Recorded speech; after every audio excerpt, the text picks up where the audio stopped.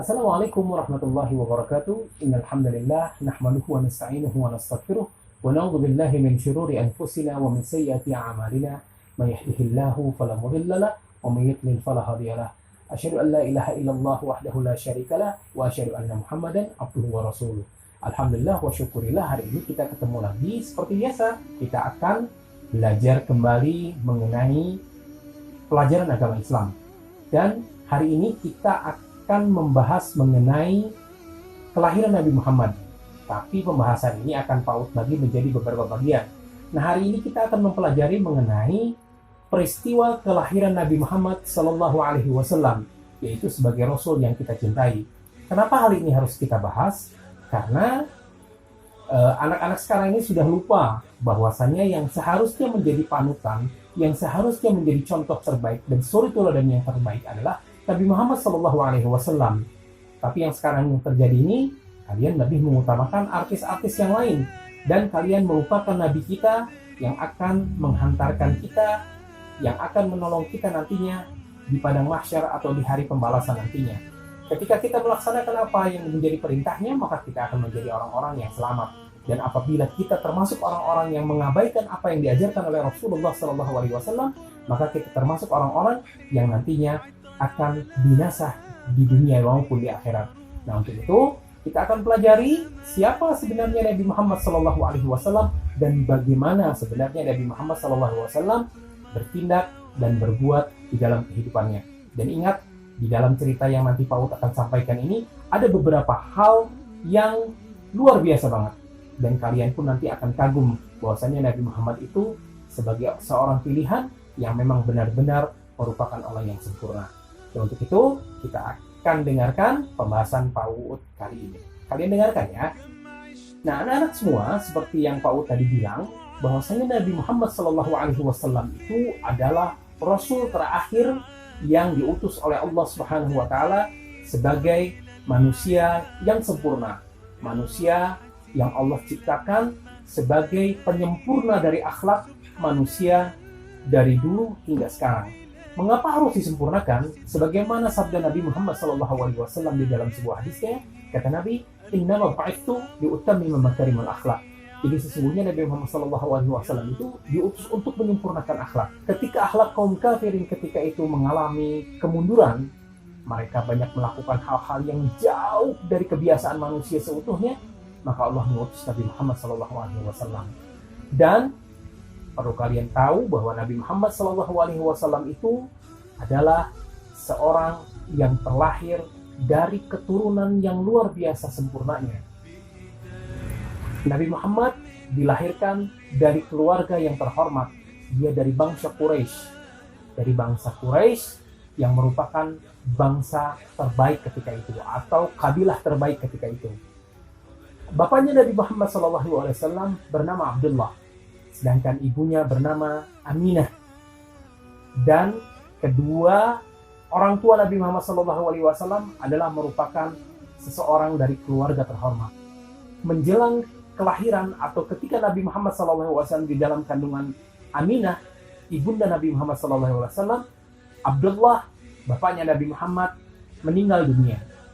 Dan hingga Rasulullah SAW lahir pada tanggal 12 Rabiul Awal bertepatan dengan tahun gajah. Setelah kehancuran pasukan Raja Abraha, kota Mekah semakin ternama. Dari kota inilah sejarah manusia paling mulia dimulai. Ka'bah sebagai jantung kota Mekah semakin ramai dikunjungi para peziarah. Demikian pula para pedagang. Mereka datang dari berbagai penjuru jazirah. Namun sayang, Ka'bah mulai diselewengkan fungsinya. Akibatnya, kejahiliahan merajalela. Bahkan pada masa itu, memiliki bayi perempuan adalah hal yang sangat memalukan. Aib bagi keluarga. Sehingga sebagian dari mereka tega membunuh bayi perempuan mereka sendiri. Di tengah kondisi masyarakat jahiliyah itulah Nabi Muhammad dilahirkan. Bayi luar biasa itu lahir dari rahim seorang wanita mulia bernama Aminah.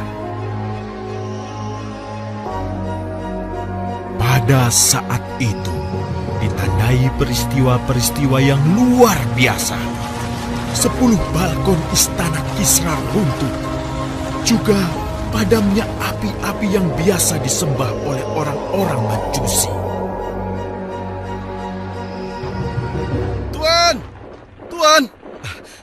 Tuan Abdul Muthalib, ada kabar gembira. Kabar gembira? Kabar gembira? Kabar gembira apa? Tuan, cucu Anda telah lahir. Benarkah? Laki-laki atau perempuan? Laki-laki, Tuan. Subhanallah, Alhamdulillah, Allahu Akbar. Kalau begitu aku ingin segera melihatnya. Mari, Tuan. Setelah mendengar itu, Abdul Muthalib bergegas menuju ke rumah Aminah.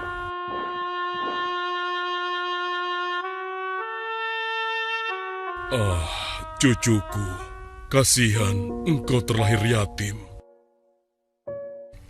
Dengan penuh kasih sayang, Abdul Muthalib membawa cucunya ke Ka'bah. Ya Allah, jadikanlah cucuku ini menjadi seorang yang mulia dan terhormat, sebagaimana Nabimu Ibrahim alaihissalam.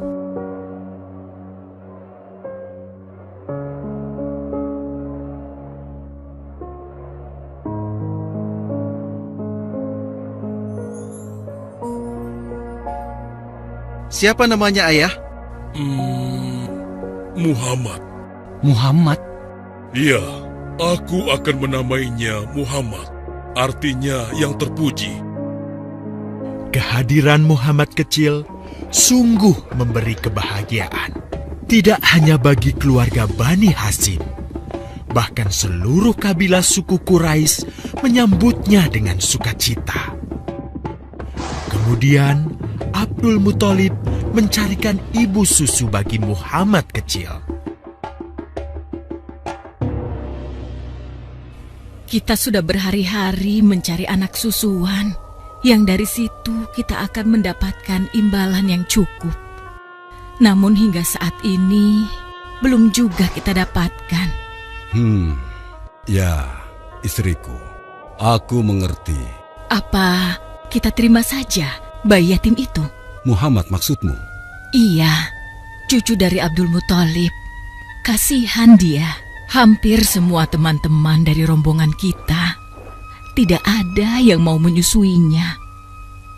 Karena tidak ada harapan untuk mendapatkan imbalannya dari ayah bayi itu. Betul juga engkau, istriku. Kasihan anak itu. Aku mendukungmu jika engkau susui dia. Mudah-mudahan Allah memberikan keberkahan bagi kita. Halimah segera mendatangi Abdul Muthalib. Dia bersedia untuk menjadi ibu susu dan pengasuh bagi Muhammad kecil. Betapa gembira Abdul Muthalib mendengarnya. Halimah dari Bani Sa'ad itu akhirnya dipercaya Abdul Muthalib untuk mengasuh cucunya 2 tahun lamanya. Ayo istriku, kita berangkat sekarang. Sebentar lagi suamiku. Insya Allah kita berangkat sampai anak ini kenyang. Kalau begitu, aku lanjutkan berkemas-kemas dahulu. Hah? Ada apa suamiku? Lihat, unta dan keledai kita. Mereka demikian sehat, tidak seperti sebelumnya. Subhanallah. Betul suamiku, tidak seperti kemarin. Demi Allah, kau tidak salah memilih istriku. Kau telah mengambil anak yang dipenuhi dengan barokah. Allah melimpahkan keberkahan atas Halimah dan suaminya.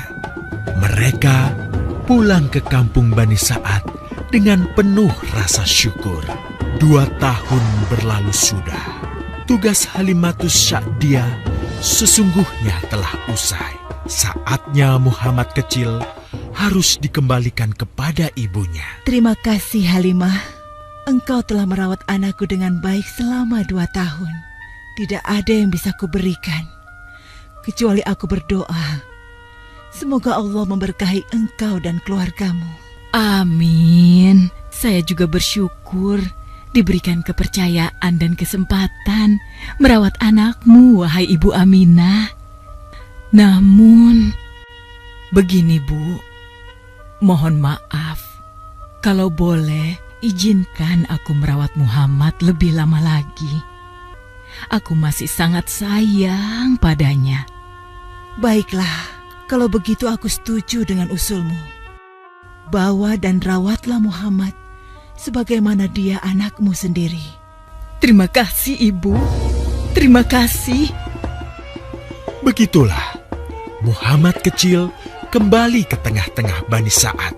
Ia tumbuh menjadi anak yang memiliki banyak teman karena kemuliaan akhlaknya.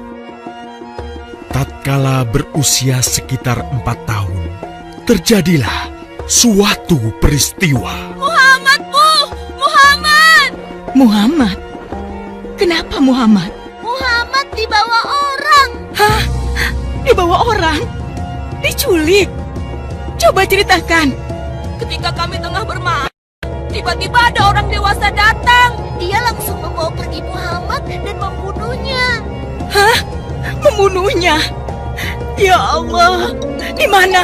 Di mana? Antarkan ibu ke sana. Dengan perasaan cemas, Halimah bergegas menuju tempat itu. Dan dilihatnya, Muhammad kecil tengah terduduk.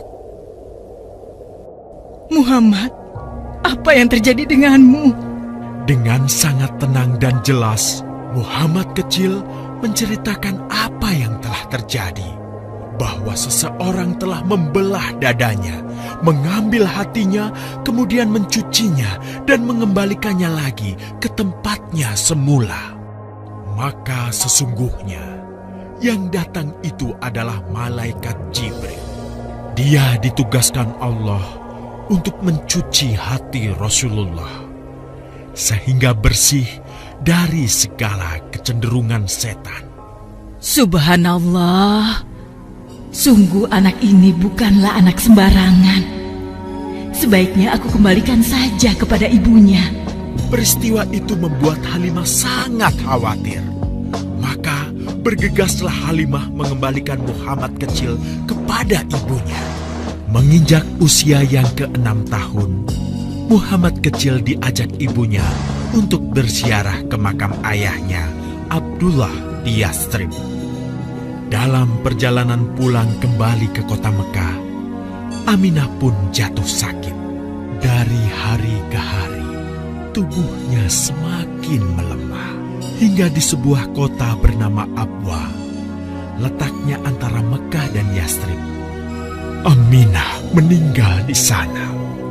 Dan Muhammad kecil pun menjadi seorang anak yatim piatu.